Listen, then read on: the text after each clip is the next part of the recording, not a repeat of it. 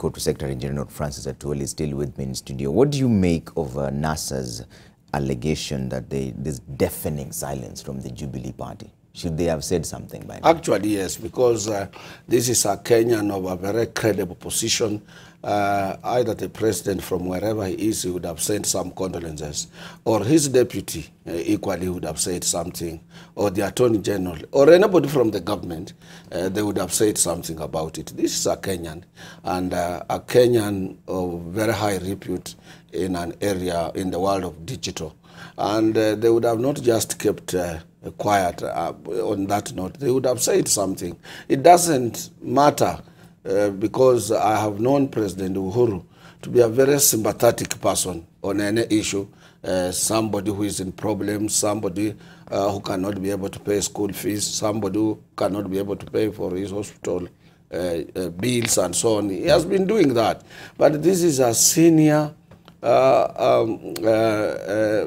information technologist, somebody whom Kenyans were expecting to assist in delivering credible elections on 8th of August, and he has been murdered.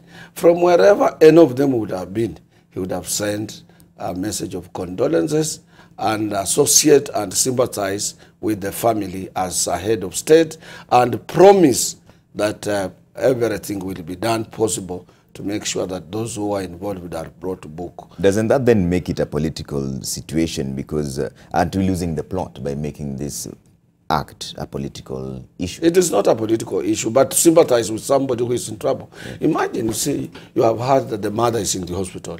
Just associating with yourself as the investigation goes on. That has nothing to do with politics. Yeah, I have today, this morning, here and now, and even at the IBC, send my condolences on behalf of Kenyan workers. That's not political.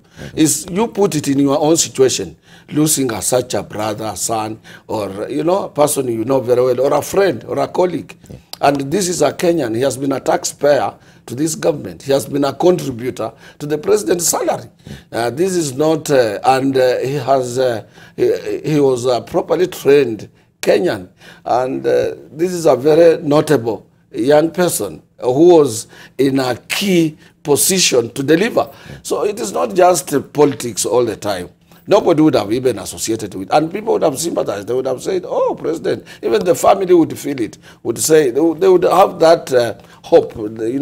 Somebody would have planted a sense of hope in the family by the president himself coming out and saying, oh, we are sorry, and my government would do everything possible within its reach to make sure that those who are involved are arrested. That assurance alone, it should come out of him. Even if, when you keep quiet, people conclude that you had some ulterior plan about it, of which I don't know. At this time, nobody knows what might have happened. It might have not been related to what people are thinking. It might, because the investigations are still going on.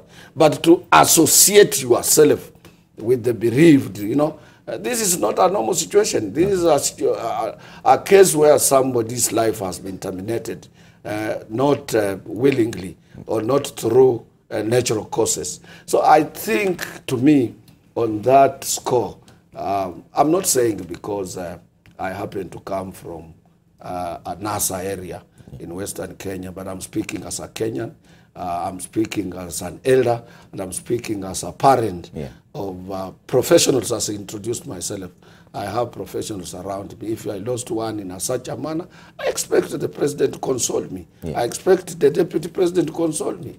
I expect in every case that is happening, before you do it to others, or before you wish, or before you think of anything, put yourself in that position, if it happened to me. And you alluded to this earlier on, but NASA is insisting that they want the FBI and Scotland Yard to help. Is that necessary? Those ones can also come if on invitation of the government, if government wants them. Even if they arrived here, they will require government's assistance. Yeah. But now, bearing in mind, government doesn't want that, or government is far from out of that. How do you do? One way, let me tell you what you can do: open information boxes everywhere in town here, everywhere. Ask Kenyans that we have opened information boxes. Anybody who has a clue or information should drop it there. you can still get more information about what happened. And then you put it together, and then you will be able to tell the government or whoever is investigating, this is the available information I have. There are some other things you don't need Scotland Yard, you don't need all these people. We have able people here, as I told you earlier, if they are willing, because I know the CID, if it can assemble, put its members of staff, they are well trained, they are if they are serious about it, they can arrest these people within 48 hours.